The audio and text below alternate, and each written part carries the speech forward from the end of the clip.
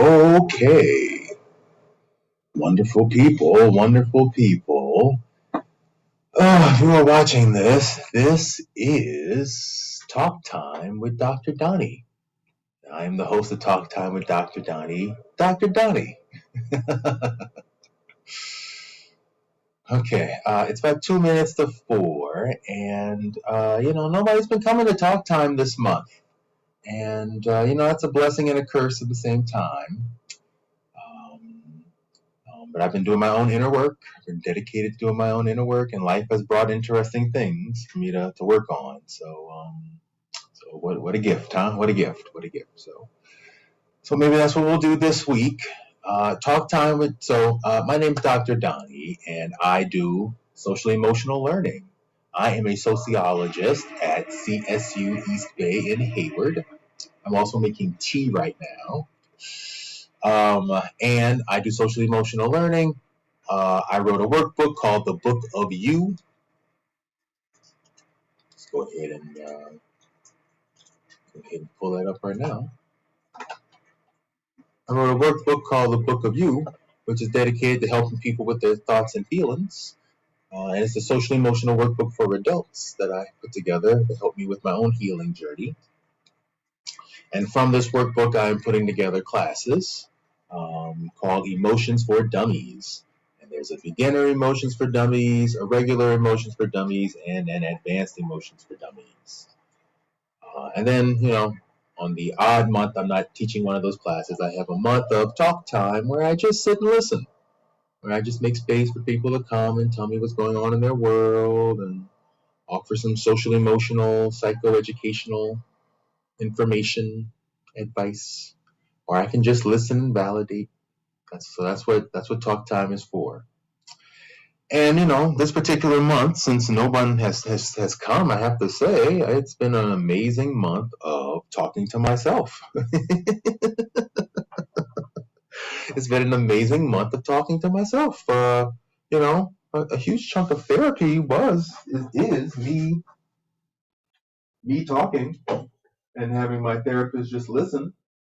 So if my therapist can do it, why can't I do it for me, right? I technically should be doing it for me all the time, just listening, because I value me enough to just listen. I mean, I want someone else to be around and just listen. I should just listen, right? Right. Right. I like the sound of that. So we'll wait just a wee bit for people to see if anyone comes this week or not. But I always like to start class off by asking, how are you feeling? And so since I'm the only person here, I'm going to ask myself that question. How am I feeling? How am I feeling? How am I feeling? Donny, how are you feeling?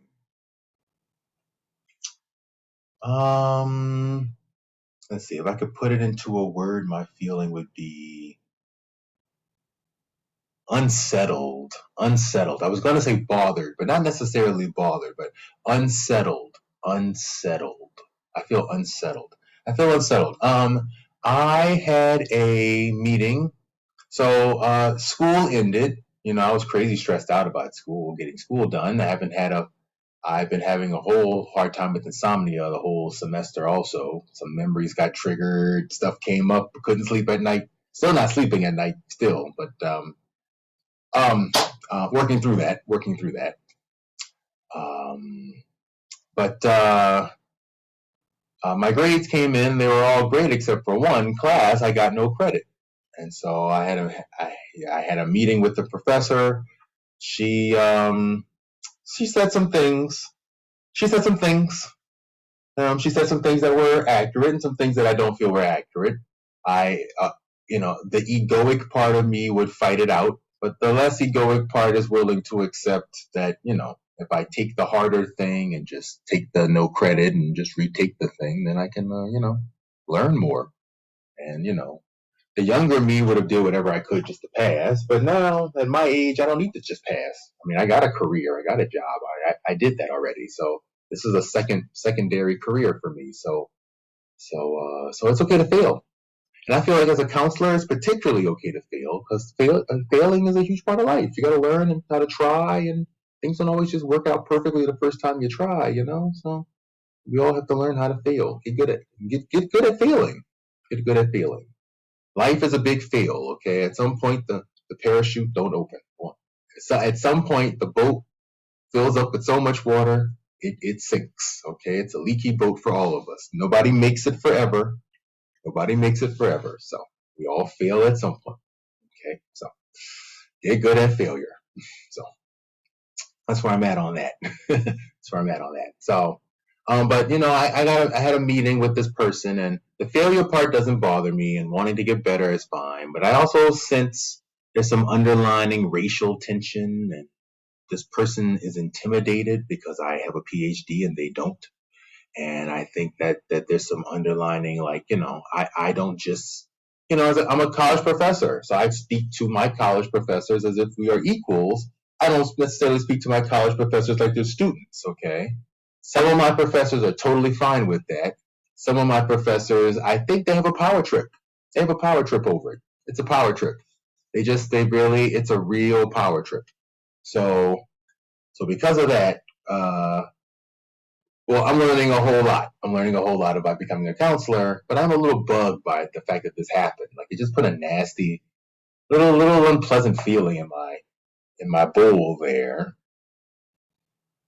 So that's one thing that's going on in my world.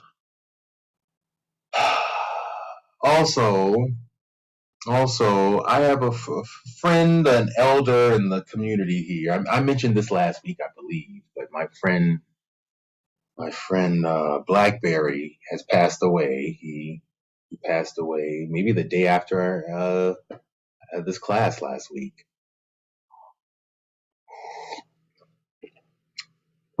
Okay, so he passed away. So there's all these, posts on Facebook saying how much they missed him, and all these sorts of things. Okay, so I was very sad about that. I was in a very sad place about that because this was a really great human being, brought a lot of joy to the world. And then Bell Hooks died yesterday, 2 days ago. So Bell Hooks was one of the hugest inspirations I had as a scholar, like this whole workbook came from a focus on trying to build love in my life, and she was all about love. That was the title of one of her books. Bell Hooks had so much. I read so many of her works, and she had so much of an influence on me as a scholar. I'm just so crazy uber grateful for that woman. So and then I'm seeing the tributes to her from so many different places. It really is something. It really is something. Really is something. So, and all the quotes that people are saying all look great now. They all sound really great. It's really something how there's a whole lot more support she could have gotten while she was alive, But whatever. Whatever. Okay, and But so Bell Hooks died, and honestly, my reaction to Bell Hooks dying, which normally I would say would be some real deep sadness, my only reaction to Bell Hooks dying is, well done. Well done. You did the thing. You did it. You did it. You did the thing I want to do. If I had that many books under my name, my response to that is well done. I I don't think that's even going to be my goal, to be honest with you. Yeah, no. So, but I look at her and I say, well done. That's how I feel when I think about her dying. Is well done. I can't feel any sort of sadness. That's the weird part. I don't feel sadness at all. Just well done. Well done. Oh, you know why I feel that way? I know why. Because last year I sent her this workbook. I sent her a whole email telling her that this was an homage of her work, that I wrote this, and she never responded back. I sent it to her. I sent it to Angela Davis. I sent it to a whole bunch of Black scholars that I honor. Well, maybe two. Just them, really. Because there was a couple other people also. I didn't hear back from anybody, so there you go.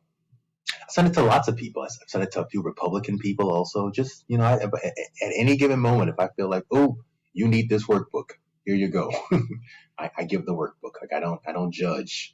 I don't really judge outside of, it looks to me like you need some help for your feelings. things. So anyway, yeah. So the death thing, the class not working out, the death thing, the class not working out. Oh, and then the chair of our department. Uh, I'm just gonna say it in my own language. The chair of our department is a douchebag. He's like classic white male douchebag. Like he is just like one of the most anal retentive people I've ever met in my life. He clearly got all kinds of issues going on under the surface, but is dealing with it by just being a workaholic and being tough on himself and tough on everybody else. He's very judgmental. He's just not pleasant. He's not a pleasant person to work with. He's not a pleasant person to work with, and he's only chaired the department because no one else could do the job. We actually sent a letter making it very clear we didn't really want him to be chair, but the dean said, well, that's the breaks. So he chaired the department, and the first year it wasn't that bad, but in year 2 his level of egoic control has really started to grow. And I'm just really hoping his time as chair is hopefully not much longer. So there was a whole thing today about, I've decided to accommodate my students. So I decided my class was going to be in person and then have some assignments online. But I decided to change it because, a lot of my students didn't want to meet in person. They want to meet in person, but they can't meet in person the whole time. So I decided to just change the rule and just make it, you'll have to come. Everybody has to come to class at least once, but otherwise you can do it over Zoom. And I just got this huge complaint from our chair. Trying not to say his name. I got this huge complaint just going on about how I have to stick to what's on the catalog and all this stuff, and I intend to stick to what's on the catalog. The class is in person, but he kind of just decided he would just do this without even like consulting me. He just took it on himself to do this, and I don't know. I've never had any of these problems before, and it seems like not until his very anal retentive behind showed up, and I suddenly have all these problems. So I'm just kind of had it. I just kind of had it. Like I'm just part of me would just. I mean, like, what do I want to say here? What do I want to say? I don't want to say anything, would get me in trouble, and I want to speak from the heart. And I want to be honest also. He just makes me very irritated, extremely irritated. I was going to say I want to punch him in the face, but that's just a really immature way of saying. That's just a really immature way of saying. That's just a really immature way of saying I am irritated. I am irritated. And actually, that might be the example we work on today, because that's really bugging me. It's bugging me. One interesting thing I noticed is going through all these different things that have occurred over the last 2 weeks. Sadness to anger, sadness to irritation. I've noticed that the part of me that feels sad is the same part as the part that feels irritated. It's all kind of the same spot. It shifts. It just shifts. And I've also noticed it doesn't focus on two things at the same time. I'm either mad at somebody, and then I go into being sad at something, and then I go into being irritated. But I can't be both sad and irritated at the same time. I have to like pick one, and it moves. So I've just been sitting with that. But right now, it is definitely on my feelings about the chair of my department. So why don't we do an exercise on that one? Let's do an exercise. Okay, let's see. The truth. Try that one.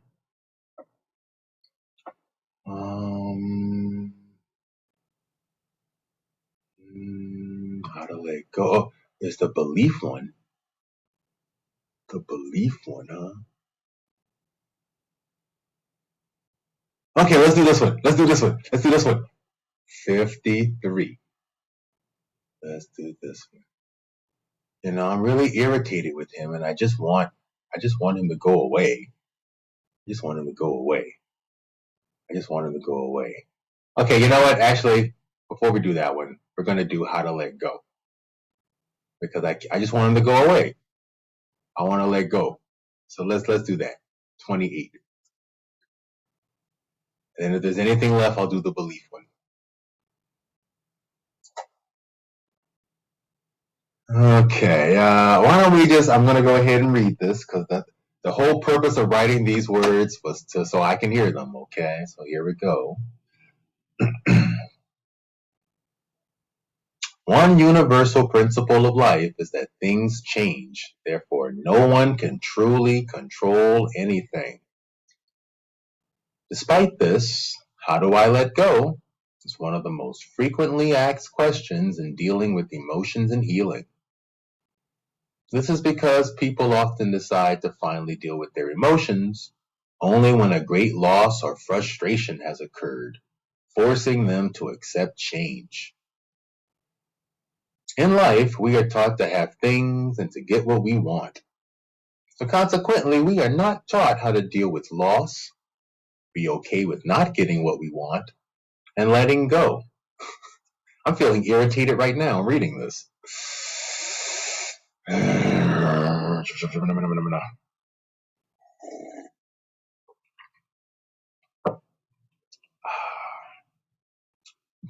While holding on can clearly create a great deal of hurt and pain, letting go can cut to the core of who we think we are.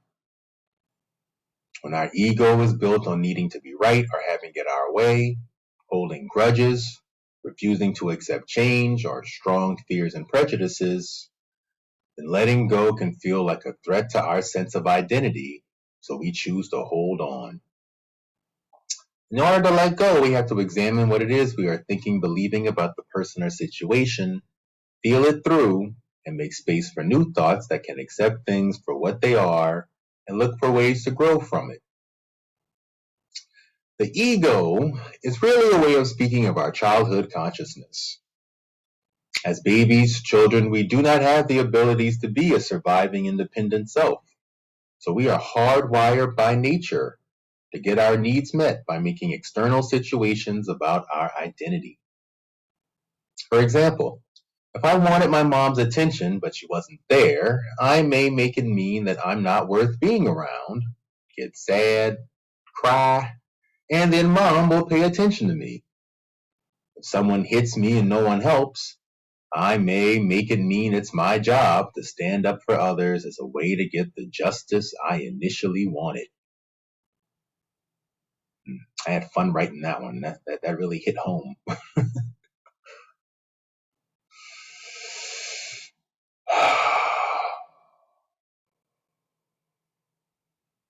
While our ego has both conscious and unconscious methods, generally we consciously hold on to ideas of ourselves as good, right, or winning, so our ego goes unconscious to avoid being bad, wrong, or losing. Consciously seeing ourselves as a bad boy or a loser is still an oppositional way of feeling right. Trauma ruptures our childhood ego, leading to developmental arrest. Our unconscious parts may stay stuck in childhood dysfunction, while conscious parts may mature and succeed. Our ego may be so caught up in holding on, being right, being tough, blaming ourselves, or avoiding pain that it will blame others, rationalize, forever avoid, or choose denial instead of change in order to maintain its own sense of what's familiar. In childhood, these coping mechanisms help us to survive, but in adulthood, still having a child's ego can really get in the way of understanding others and moving with life. A healthy adult ego is one that is willing to look beyond the limited view of our wants, needs, desires to see the larger picture and accept the limitations of the present moment. Or one that lives in reality. Since the human mind only deals with thoughts, not reality, our ego can only hold our thoughts. not the actual thing. Ego arguing with reality turns the expectations, assumptions, and the other 5 frustrations of life into stress. It doesn't even matter if you keep positive or stay stuck on negative. The stress only comes when your thoughts don't line up with reality. That being said, holding on to a lot of negative thoughts is far more limiting and wastes more energy than positive thinking. Moving beyond our ego's fantasies can lead us toward a life of greater acceptance. Or as I like to say, love is letting go. I wonder what does love is letting go have to do with how much I'm irritated by my department chair. We are going to figure that out today. That's what we're going to figure out today. I almost want to sing that song. What's love got to do with it? That's the Tina Turner song. There's a Tina Turner documentary I saw recently. A really, really good one. So, anywho, if it helps, remember, control is entirely an illusion. If we add up all the actions we engage in versus all the possible actions that could happen at any moment, at best, our actions average out to less than 1% control over anything, anyone, our lives, the world, the past, future, life, death, justice, injustice, truth, lies, etc. Who would you be if you let go of all control? Can you control your breath or your next thought?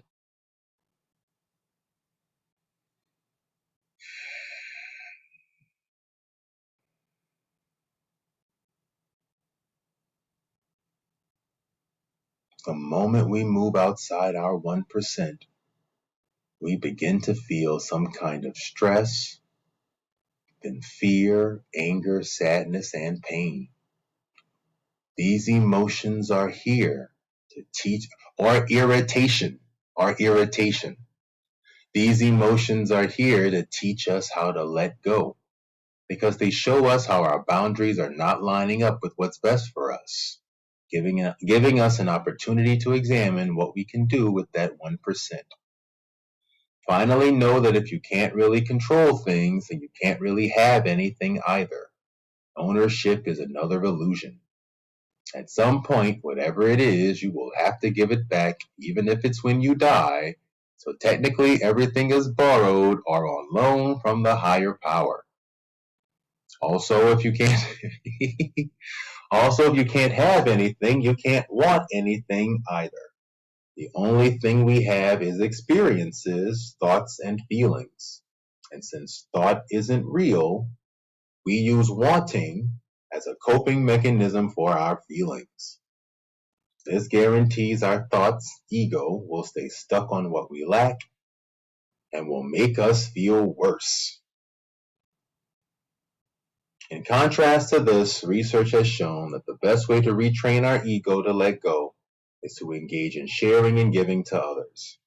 Giving to others what we wanted to feel not only increases our own happiness, it also increases the odds that the universe will hear us. Okay, now I just gotta say, I have my issues about thinking the universe doesn't hear me. But I did say I wanted to learn unconditional love. And then before you know it, I ended up in a romance scam, where I lost a bunch of money. And I was devastated when all this happened. But then one day I thought about it and realized God gave me what I wanted. I got to learn how to practice unconditional love for me. I was so scared when that scam happened. I had 3 weeks where I thought I was going to be homeless.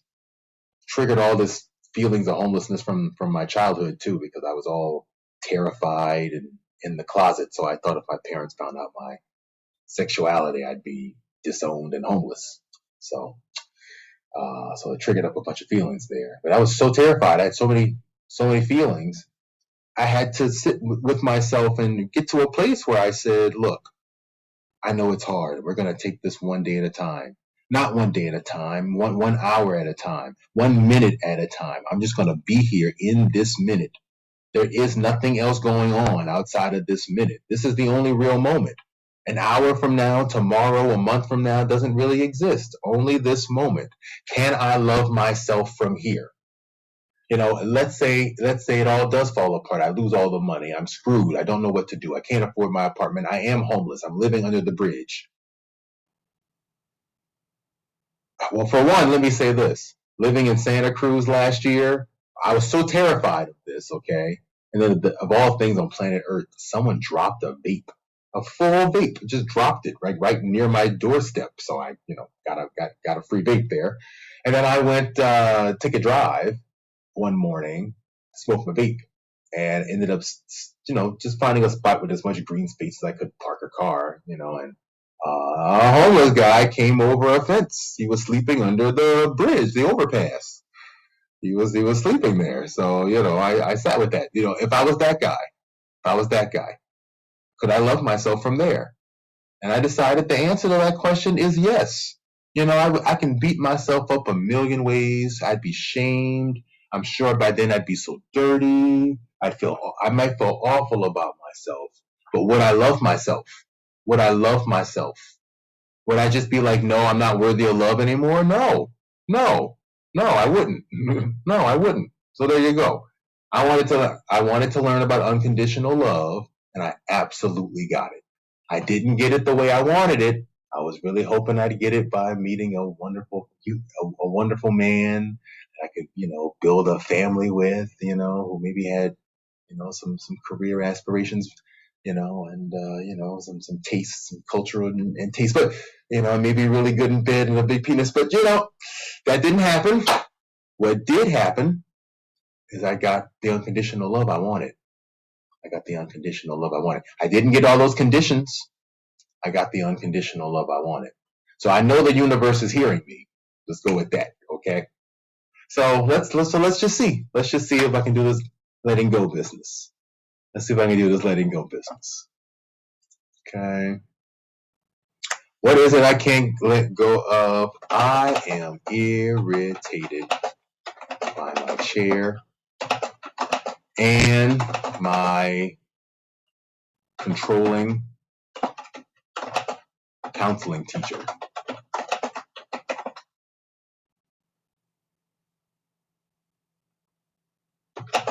They both won't let me do my thing. Let's go with that. That's summary, and that's nice. That's a nice way to put what I wanted to say. What is it you wanted them to do, or really wanted to experience, feel? Oh, I want them to stop trying me. Stop with all the ego trips, the control tactics, the small-minded defensiveness.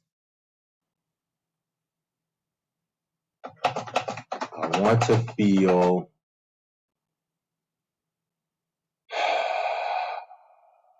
like I can sail through this shit and complete my goals, my school goals,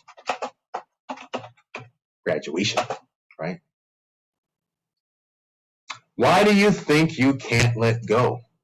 Oh, this is going to be good.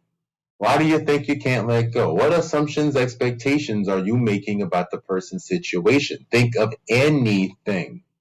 Feel in your body where you have held each of these assumptions. Okay, so let's see. Why do you think you can't let go?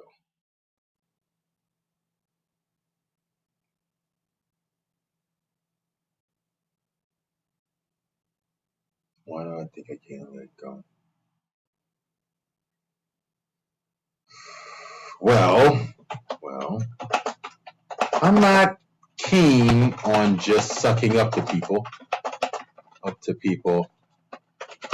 unless I really feel they are my intellectual equals. equals or betters. And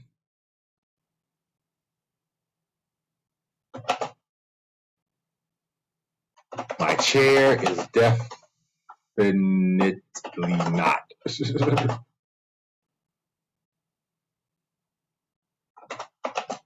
My teacher clearly can't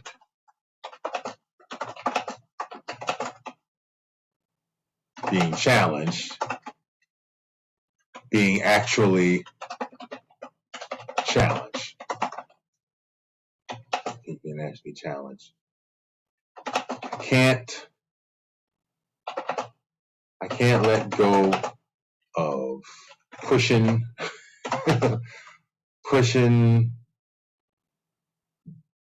buttons of people who I see as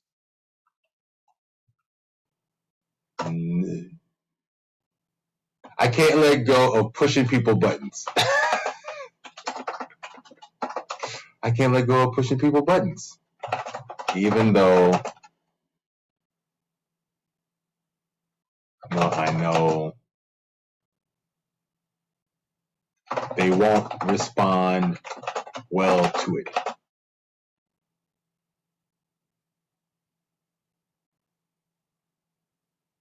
I feel it in my head, like an angry thinking, big time thinking,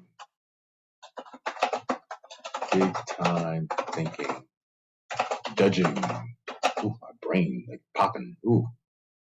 How are these assumptions really about you? How are these assumptions really about me? Well, the buttons thing. Well, the buttons thing really means that I got a thing for challenging people because I was constantly challenged my whole life for just who I fucking was. as a multiple minority. I suppose you could say I got some pretty deep-seated kid resentment for going through so much that I hella judge, that I challenge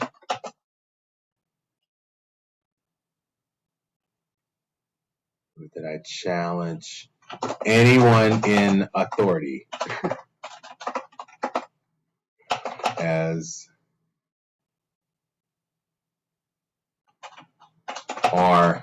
or make sure they recognize my authority. Yeah, let's go with that. I make sure they recognize my authority. Can I admit to anything I may have wrong about this person or situation?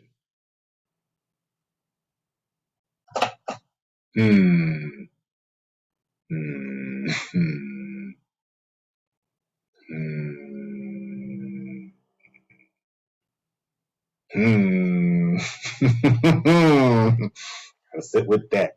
Anything I have wrong about this situation?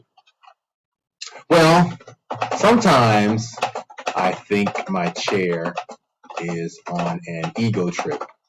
But really, he's just being himself and trying to get his work done.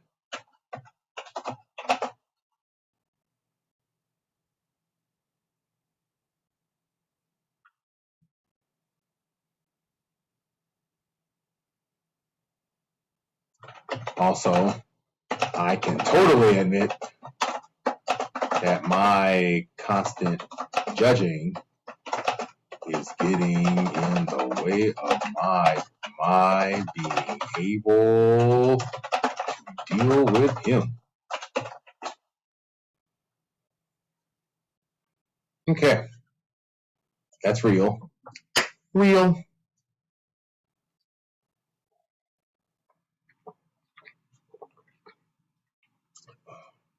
I have a story.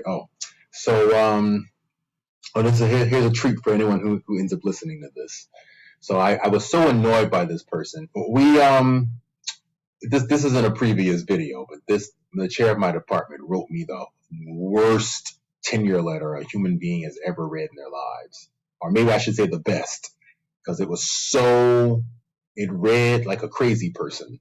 And it read so crazy that no one took it seriously. And it allowed me to, my merits to shine through and get tenure just fine. So he really did me a favor on the craziness there. But he wrote me this very letter, just saying basically I have no merit whatsoever. Really, yeah, just cherry picking every negative thing he could find in my whole teaching career, and minimizing every accomplishment I had, including not even recognizing one of my publications because he couldn't find the publication. Then I provided him with the publication, and he still refused to count it. He didn't even offer a reason. He had a chance to rebuttal. He didn't even offer a rebuttal. But anyway, he wrote me this horrible letter.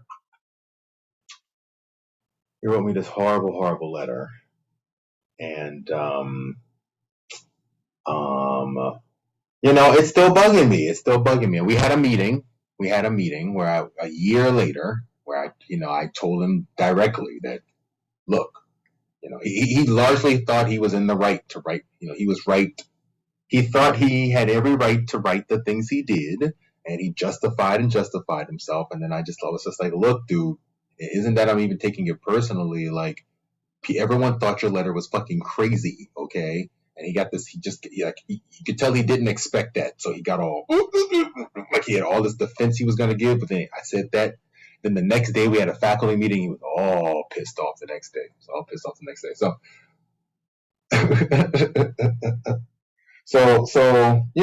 just sitting with all of that. I really was upset about. I did take it personally. I mean, he wrote me this horrible letter to sabotage my career. And I just think of how many other, white men there are out there who might have written some letter like that to a person of color and sabotage their career. I just heard last week that a black female colleague in like the biology department, she got passed along just fine, and then she went up for tenure, and her chair suddenly found all these things that he didn't notice before, and cherry picked all this bad stuff, and then she was offered tenure, but not a promotion, not a pay increase, and so she quit. And so there you go. Now, the odds are high if she had stayed one more year, they would offer her the pay increase another year. But it's just one of those ways of just kind of making it clear that this is where your position is. It's down there. It's really down there. And even if you did all the same work, you really still belong down there. And that one chance someone could honor you or really crush you, you get to see where people really are. So anyway, I'm very, the truth is I have no respect for this person. I had no respect for him before he wrote the letter. So then he wrote the letter, and now it's just like, thank God Dante has all those different levels of hell, because now I can say he belongs on level 6 or something like that. Because yeah, that's how I feel about him. He was just a nuisance, and now he's gone from a nuisance to an irritating nuisance. So that's where I'm at on that. Okay. So I know you want to let go of. So here's the next part. Imagine your part 1 situation, but this time you get what you want. And the other person or God tells you, I know you want to let go of how irritated you are by these people. So I'm going to give it to you, even though I don't agree or want it. Because I know you need to feel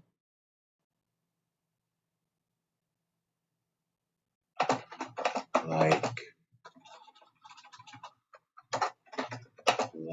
I can sail through this shit. So that you can deal with pushing people's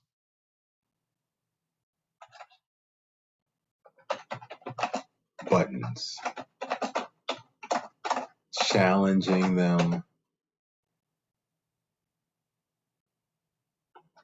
constantly judging.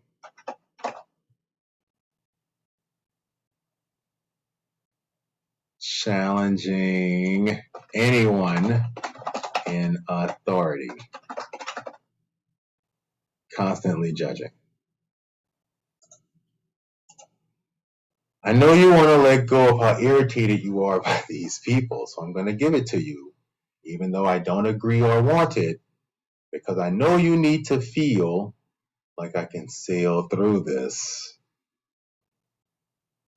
so that you can deal with pushing people's buttons, challenging anyone in authority, and constantly judging. I can't just sail through this. I need to sit with this. I can't just sail through it. Right? I feel betrayed on some level by my teacher. I feel insulted.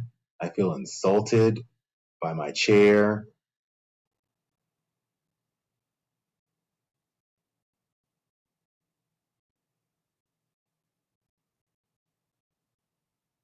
There's a few other reasons why I have a very little respect for him. I don't need to get into all of them, but there's a couple of other things too.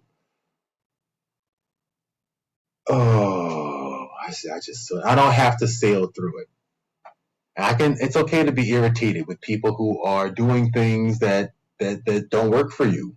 You know, if I was friends with someone who, hey, I've had partners and their whole thing was shaving, like really, they would shave really rough, so their face was all stubbly. And when I would kiss them, it would like burn. It would like burn, like rug burn, trying to like kiss them. Okay, well, if I hang out with people like that, I'll be irritated. My skin will be irritated. Okay, okay. You get the right to be irritated from people who bring on irritating conditions. Okay, all right. These people bringing on irritating conditions, absolutely, right? Well, for me, that's how I'm seeing it for sure. Okay, certainly, if I keep thinking I just want to sail through this, then I'm going to see this as irritating. Absolutely. Absolutely. So I can't just see it. I need to sit with this. Maybe I need to soothe my irritations. Soothe my irritations. Maybe if I was soothing my irritations, then, I won't push as many people's buttons. I can let go of the challenging people in authority. I don't have to judge. How do you feel? Are they still wrong? Do you still want it? How do I feel? Open. Are they still wrong? You know, I do kind of see both of them as a rabbit hole I don't want to go down. But I don't feel so irritated anymore. I don't feel so irritated anymore. Do I still want it? Well, it would be easier for me, but do I need it? No, because I don't feel so irritated suddenly.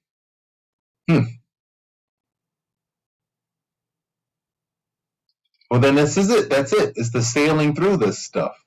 I can't just sail through it. I actually have to sit with my irritations. I got to get real good at sitting with my irritations. That's why these people are here to bring them up. I can get real good at sitting with them. It's funny. I got these emails from my chair and got real annoyed, and I was going to shoot off a response real quickly right back, and something in me said, you know what? I don't have time for this anymore. I don't have time for this anymore. So I just didn't. I looked at the clock and realized I spent 5 minutes mentally arguing a response mentally putting together an angry email response. And then I just decided, you know what, I don't need this. I don't need this. That's 5 minutes of my life I can't get back. So I just decided not to respond back. And then I went take a walk. It was really nice. Yeah, up a hill. It was really nice.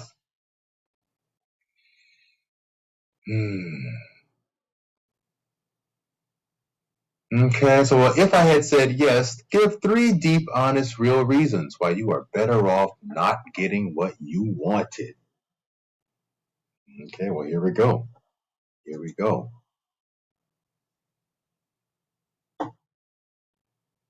How am I better off if they keep trying me, if they keep the ego trips, the control tactics? How am I better off? Well, one is I will have to actually sit with these deeper, irritated feelings.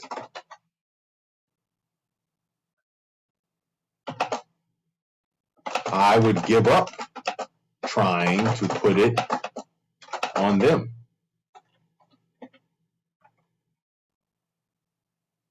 How am I better off? I said I wanted to learn unconditional love. And they annoying as fuck. So I will learn how to do it. For real. For reals. For reals. Okay? Yeah. Unconditional love. Okay. Okay. How am I better off? How am I better off? How am I better? And one more reason. How am I better off? If they keep trying me, I will give up mentally arguing and just actually argue. And then my mind will be silent, will be still. Absolutely. Yes, it will. Okay, that's good to know. Good to know. Okay, that feels right to me. That feels right for all of me. You know, so much conversation that just gets held under the surface because you don't feel comfortable saying the real thing you want to say, you know. So when it finally blow up, sometimes that can bring a lot of peace. I get that. Ugliness than peace, like a bomb going off, you know, Chernobyl or Hiroshima. Or anyway, sorry. Next, then give 3 deep, honest, real reasons why the other person's situation is better off if you don't get what you wanted. Blow your ego up. Sit with that, see how you feel, give yourself some validation. Okay. How are these people? How is my teacher, the Karen? I want to call her a Karen so badly. How is my chair and my teacher better off if they keep trying me? How is it better off? How are they better off? They will continue to use their white privilege to get what they want. Control. That's deep, honest, and real. Okay. How are they better off if I don't get what I wanted? How are they better off? They won't have to feel uncomfortable.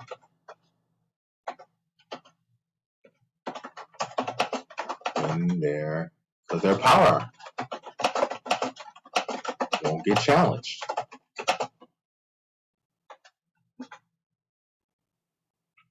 Another reason why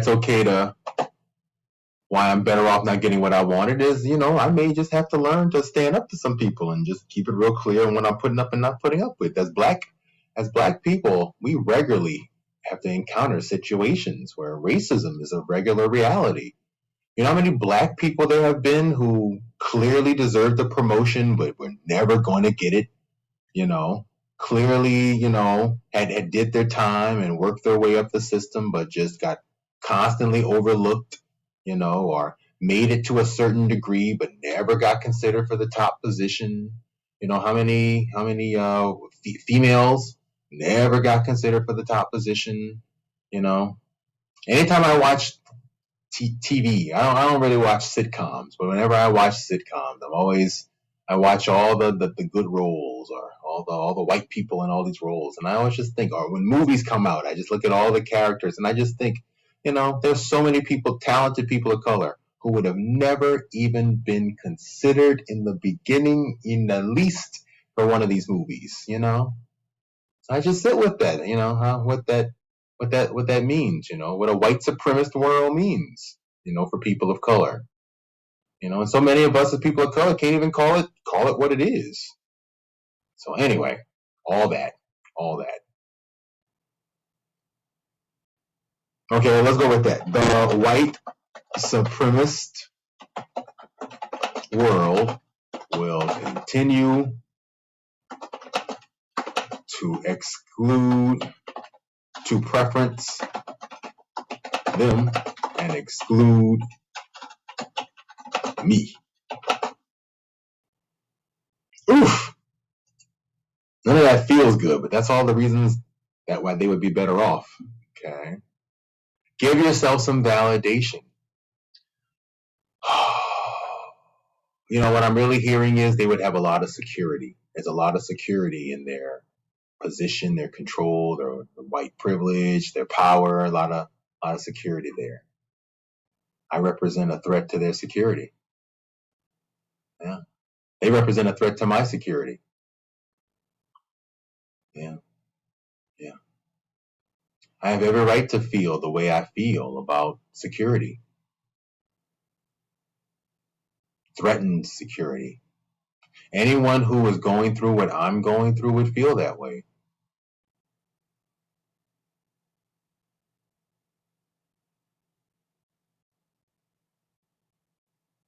I do not need to look outside of myself for my own security. No one else can take my security from me but me.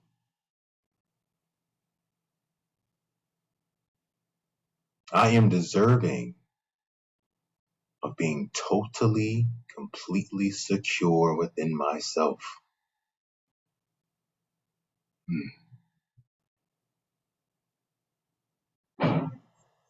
Being secure within myself, being genuine, authentic, and secure within myself is how I show myself love. I let go of security. I let go of insecurity. I let go of everything. Because love is letting go.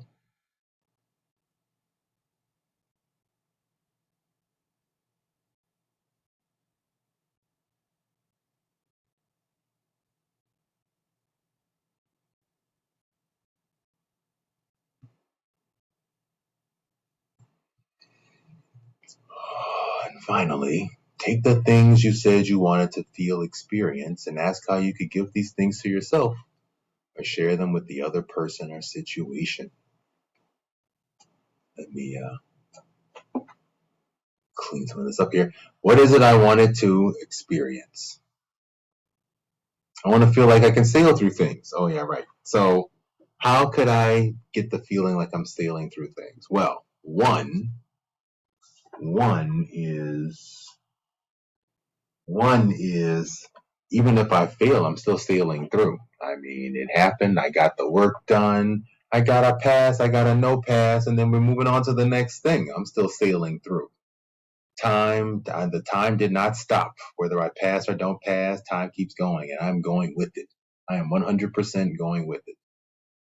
Oh, I'm doing my best to go with it, not stay stuck in the past or stuck in not getting what I wanted. I really want to be a better counselor. So, and as far as my chair goes, I'm so much more interested in focusing on building and teaching my classes.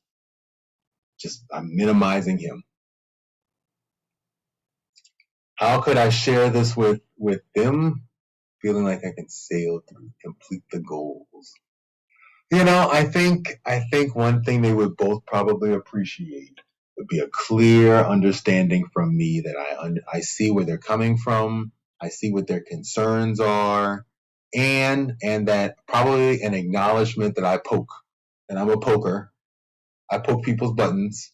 I challenge people. That's just a part of my personality. I challenge people, and that people have mixed reactions to that. I think that's fair. That's fair. Because I can see how some people, because I challenge them, they might think that they're not good at what they do, or they might think that I think they're not good at what they do, and if they think that, I'm okay with that. Yeah, I'm totally okay with that. So, okay, but that's one thing I could do. Another thing I could do is acknowledge that my irritation is my ego trip.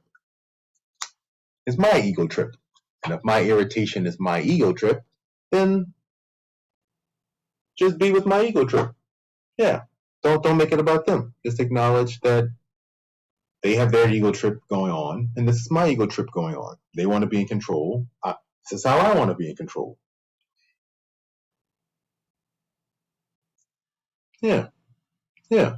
So, they probably have their complaints about me for sure. I have my complaints about them. Everything's okay just the way it is. I don't need to feel pleased by these people. But I don't need to hold on to the expectation like I can just sail through things. That's not real. I have to really feel through all my feelings. Yeah. Yeah. Whew. Okay. Okay. Now, how do I feel? Can I let go of my chair? Yeah, I can largely let go. I can let go. He's just not the focus. Anytime I say he's the focus, my life has just shown me he's just not the focus. It's always something else going on. Anytime I've made anyone else the focus of my life, I've learned it's a smokescreen or something going on with myself. I'm trying to erase all these words, but I'm struggling here. Oh, here we go. Okay.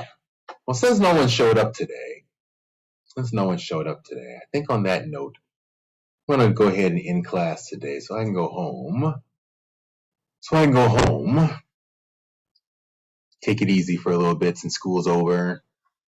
Maybe make myself a nice meal. I've been making a lot of soup lately. Good old soup. Okay. Let's see. Anything else about my? I said this earlier. The places where I'm irritated are the places I'm being taught to fill with soothing. So if these people are irritating me, they're really here to teach me. Like if I think she's a control freak, if I think they're both control freaks, and I'm learning how to not be a control freak. If I try to control them, I haven't really learned the lesson. So this is the life lesson here. I'm really learning to give up all the control. Control is entirely an illusion. It's not I have no control, but when it comes to the chair of my department, I have at least 25%. No. Or in this class with this teacher, I have at least 25%. No. Control is entirely an illusion. Entirely an illusion.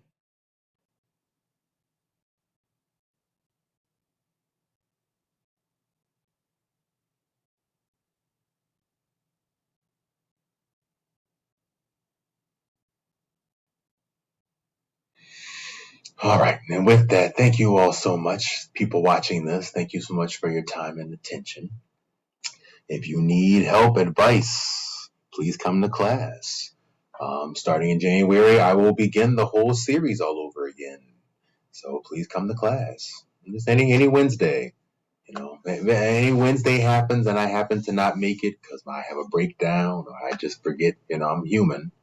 I will do my part to make this is going to be a regular practice for me, just to be here as self-therapy or for anyone else who comes. Okay, so that's um, so feel free. So feel free. At either rate, good luck with your thoughts and feelings this week. Much love, everyone.